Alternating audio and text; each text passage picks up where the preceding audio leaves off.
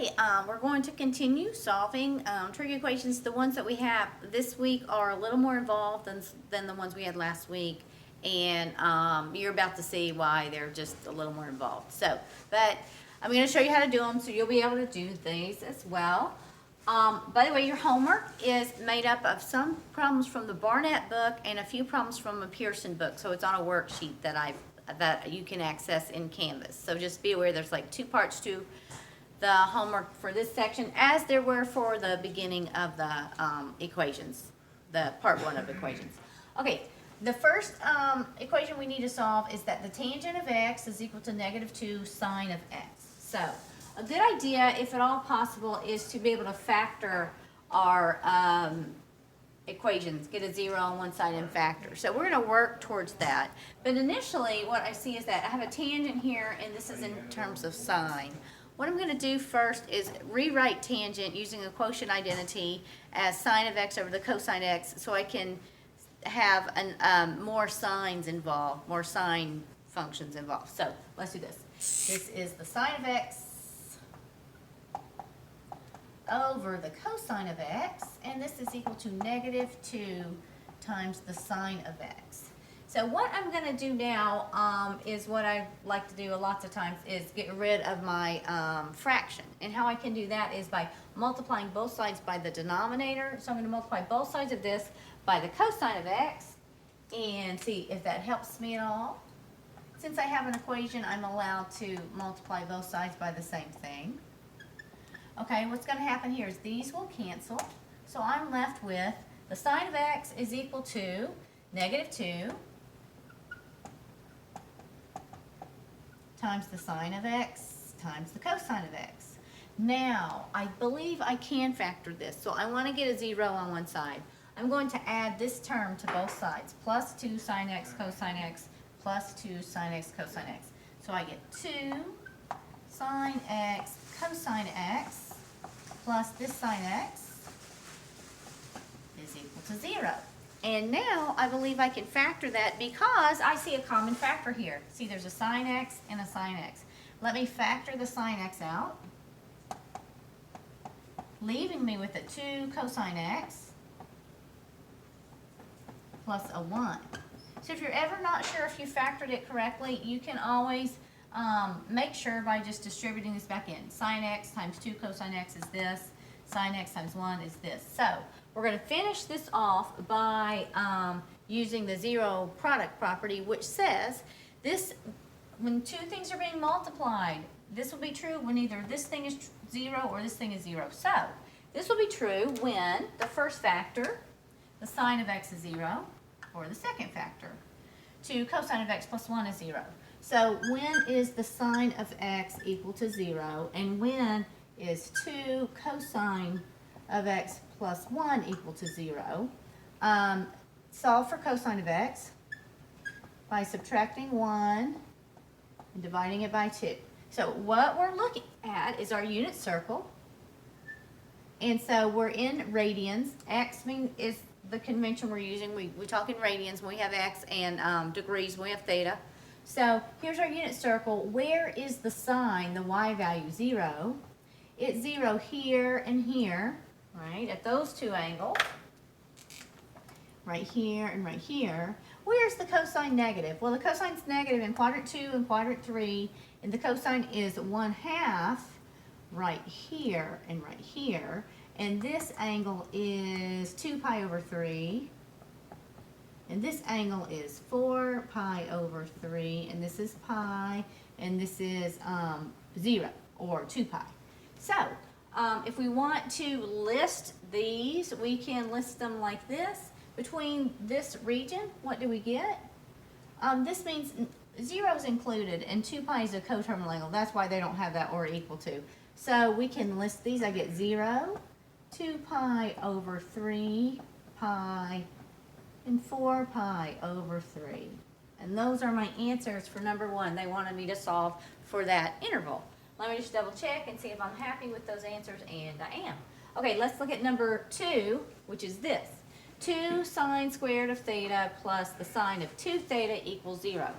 the situation here, we have the same trig function, sine, but we have two different angles. One is theta and one is 2 theta. Those are different angles. So we need to rewrite either this into terms of 2 theta or this into terms of just theta. So I'm going to have to use an identity, and what I'm going to use is the double angle identity right here. So I'm going to erase this so I have some more room to do number 2. All right, number 2 goes like this. I realized the situation is I have the same trig function. Okay, that's good, but this is 2 theta and this is theta. I need to rewrite something. I'm going to use the double angle identity that the sine of 2 theta is equal to 2 sine theta cosine theta. So let me rewrite this guy. All right, I'm going to rewrite this into 2 sine theta cosine theta. So I just rewrote that using a double angle identity. So I have 2 sine squared theta, and I substitute that in. Now, this will also factor. I see a common factor here of 2 sine theta. Both of those terms have that. So let's factor that out. So we have 2 sine theta, 2 sine theta times what's left. It's like you divided that out. So I'd be left with a sine of theta plus a cosine of theta equals to 0. Okay, this will be true when either this factor is 0 or that factor is 0. So when is 2 sine of theta equal to 0? Divide both sides by 2. Sine of theta is 0. We're going to think about that. Here's our unit circle where we're going to think. Okay, let's set this equal to 0. When sine of theta plus cosine theta equals 0, when the sine of theta is negative cosine of theta. Okay, we think about this one just a little bit differently because this is in terms of cosine. But if you know the 45-degree angles, you know that the value of sine and cosine are the same at all of those 45 angles. And so in this case, we're not looking for them where they're exactly the same. We're looking at them for the cases where the sine is different. Either the sine is 1 over the square root of 2 and the cosine is negative, or vice versa, where the signs are different. So let's deal with this one. This is at the 45s. The 45 right here, though, both the sine and cosine values are both positive. But here, one's positive, one's negative. So this is one of my answers right there. That's good. And this is in terms of theta, which means degrees. So this is 135 degrees. That's one. Where's another one? Across from it here, this is where one's positive, one's negative, and so this is 270, so this is going to be our 315 degrees right there. That got these answers. When is the sine 0? Well, the sine is 0 right here and right here, so when theta is 0 degrees and when it's 180 degrees. Now, if they had asked us to answer in an interval like this, like 0 to 360, like this, 0 to 360, we just list all 4 of those answers, but they didn't ask us for that. They asked us for all theta, all of them. So this is how we have to answer that. Let's take note of something. Do you see how the 0 and the 180 are exactly 180 degrees apart? That means any integer factor of 180 is going to hit these. So we can write one of our answers as theta is equal to 180 degrees times k, where k is any integer. So if k is 0, it's hitting that one. If it's 1, it's hitting that one. If it's 2, it's hitting that one, 360, or negative.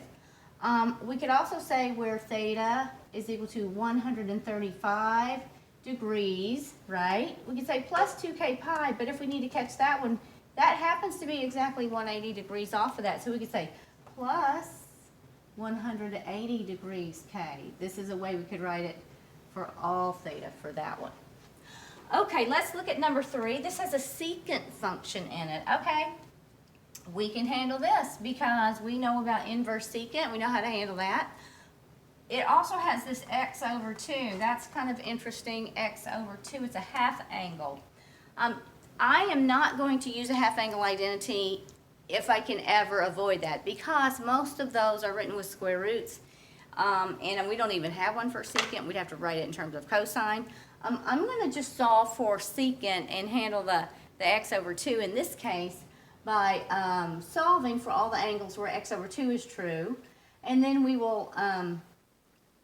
we can solve it for x. I'll show you how to do that. So let's deal with this. Even though it's secant, no problem. Solve for secant, get it by itself. So let's do this. I'm going to subtract 2 from both sides. So minus 2, minus 2. So we get that the secant of x over 2 is negative 2. All right. So the secant of some angle, don't worry that it's x over 2. The secant of some angle is negative 2. We're looking for an angle. Remember how inverse secant works? We're looking for an angle whose cosine, some angle, I don't know, I'm just going to write angle. Some angle whose cosine of this angle is equal to negative 1 over 2. Is equal to 1 over the secant. So, what is this going to be? What the inverse cosine of this? What angle has a cosine of negative 1/2? So let's think of that. Where's the cosine negative? Over here and over here. Where's it negative 1/2? Right here and right here. And this is x's, right? So we're talking in radians. This is 2 pi over 3, and this is 4 pi over 3. That's this angle. Well, what was I talking about this angle? This x over 2. So when x over 2 is 2 pi over 3, or when x over 2 is 4 pi over 3, this will be true. But we're really supposed to solve for x. So multiply both sides of this equation by 2, and then that will solve for x, and we'll get that x is, I'm running out of room. X is 4 pi over 3, and here I need to multiply by 2 to solve for x, or x is 8 pi over 3. And those will give me the solutions that I need for this answer right here. So let me see if I want to list those in a certain way. Oh, this is true, but I only keep this one. And why is that? Because I'm only supposed to answer between 0 and 2 pi. So let's see. What would 2 pi, just 2 pi over 1 is equal to, if I put a times 3 times 3, 6 pi over 3. So 8 pi over 3 is outside of that interval. So I do not need to include that one. I only need to include that one. That's my whole answer for number 3 because of that interval restriction. Okay, let us get over here to 4. Let's see, what they gave us here was 2 cosine squared of theta plus 3, this was a 3, sine of theta is 0. So what I'm dealing with here are sine and cosine, different trig functions, but same angle. Is it possible for me to rewrite one of these trig functions into terms of the other? Then we'd have same angle, same trig function, and that's like the easiest if we can get it in that. So let's see. That cosine squared makes me think of Pythagorean identities. And so I do know a Pythagorean identity that involves cosine squared. It's this one. Sine squared of theta plus cosine squared of theta is 1. Let me solve for cosine squared of theta. That's 1 minus the sine squared of theta. Oh, great. I'm going to rewrite this guy. I'm going to rewrite him into 1 minus sine squared of theta, and that will give me an equation that has everybody's in terms of sine, and that makes it easier to deal with. So let's do this. This is going to be 2. Instead of cosine squared, I'm going to replace it with 1 minus the sine squared of theta plus 3 sine of theta is 0. All right, now I'm going to distribute the 2. This gives me 2 minus 2 sine squared of theta plus 3 sine of theta is 0. Let me write this in descending order. So sine squared is the highest power, then sine, and then 2. So I'm going to write this as negative 2 sine squared of theta plus 3 sine of theta plus 2 is 0. Now, I'm going to try to factor this, but I'll just tell you, I am not the strongest factorer in the world, but I can factor. I do not like a negative leading coefficient, and so I'm going to divide both sides of this equation by -1, which is legal, and then I get to a factor with a positive leading coefficient, and I do better with that. If you don't need to do that step, then you don't have to do that. I'm going to divide both sides by -1. So this is, if you need a little visual, this is what's happening. I'm dividing both sides by -1. So 0, oof, that's a -1. 0 divided by -1 is still a 0. This becomes 2 sine squared theta minus 3 sine theta minus 2. Now, I am going to model this trig equation. I'm going to think of it as just a regular quadratic equation, as if I had just 2x squared minus 3x minus 2. If you need to rewrite it that way for a moment, then have at it. You can think of this as 2x squared minus 3x minus 2 is 0, where we're letting x be our sine of theta. So if the trig functions just get overwhelming, rewrite it like this and factor this. You can use the AC method or other method, and this will factor. I'm going to get 2x x minus 2 plus 1. I believe this is right. 2x squared minus 4x plus 1x is minus 3x minus 2. That's good. So this will be true when x is -1/2 or when x is 2, but really x was sine of theta. So really, when the sine of theta is -1/2 or the sine of theta is 2. I see a problem with this right here. The range of a sine and cosine function is 1 to -1. So this is outside that range, so this is going to give me no solutions. That's a problem. So let's just carry on with this guy. Let me see, what was my interval? 0 to 360. So I'm looking at the unit circle, and I'm asking myself, where is the sine negative? Down here in quadrants 3 and 4.